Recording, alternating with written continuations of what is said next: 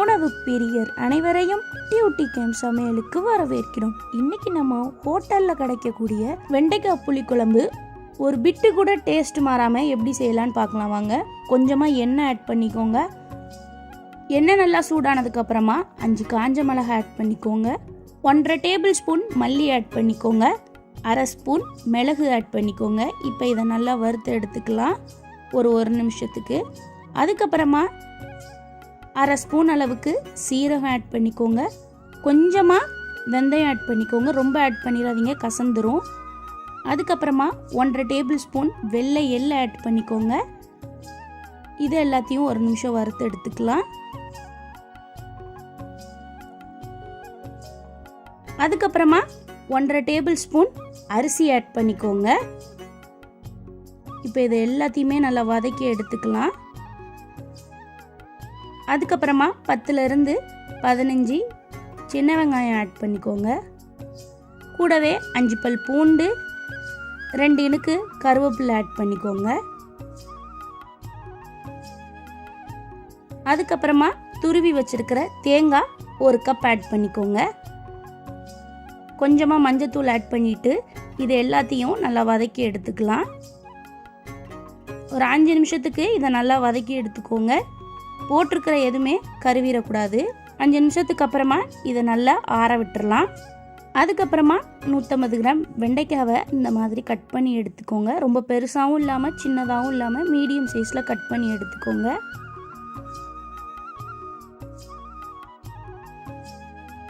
நம்ம வறுத்தெடுத்தது எல்லாமே நல்லா ஆறுனதுக்கு அப்புறமா மிக்ஸி ஜாரில் போட்டு தண்ணி ஊற்றி ஃபைன் பேஸ்ட்டாக அரைச்சி எடுத்துக்கோங்க. இப்போ கொஞ்சமாக ஒரு கடாயில் நல்லெண்ணெய் ஆட் பண்ணிக்கோங்க.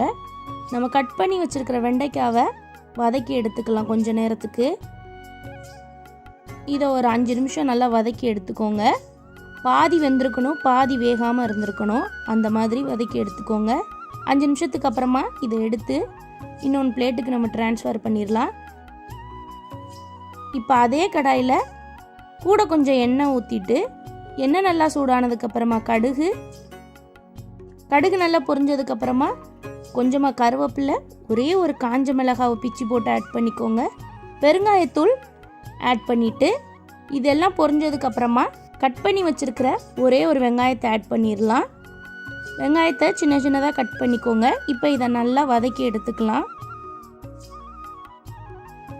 இந்த அளவுக்கு வதங்கினதுக்கப்புறமா ஒரே ஒரு தக்காளியை கட் பண்ணி ஆட் பண்ணிக்கோங்க. தக்காளி சீக்கிரமாக வதங்குறதுக்காக தேவையான அளவு உப்பு ஆட் பண்ணிக்கோங்க.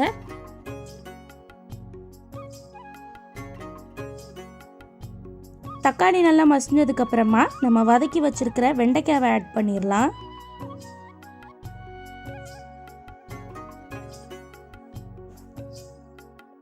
வெங்காயம் தக்காளியோடையே இந்த வெண்டைக்காய் ஒரு 2 நிமிஷம் வதக்கிக்கோங்க.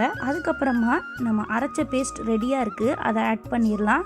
பேஸ்ட்டோட கன்சிஸ்டன்சி பாருங்கள், இந்த அளவுக்கு இருக்கணும்.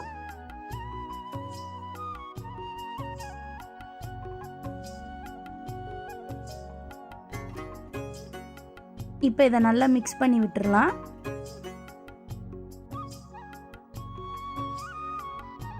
நல்லா மிக்ஸ் பண்ணதுக்கப்புறமா ஒரு 1/2 கிளாஸ் அளவுக்கு தண்ணி ஊற்றிக்கோங்க. அதுக்கப்புறமா நாட்டு சக்கரை இல்லைனா வெல்லம் ஏதாச்சும் 1 ஸ்பூன் கிட்ட ஆட் பண்ணிக்கோங்க.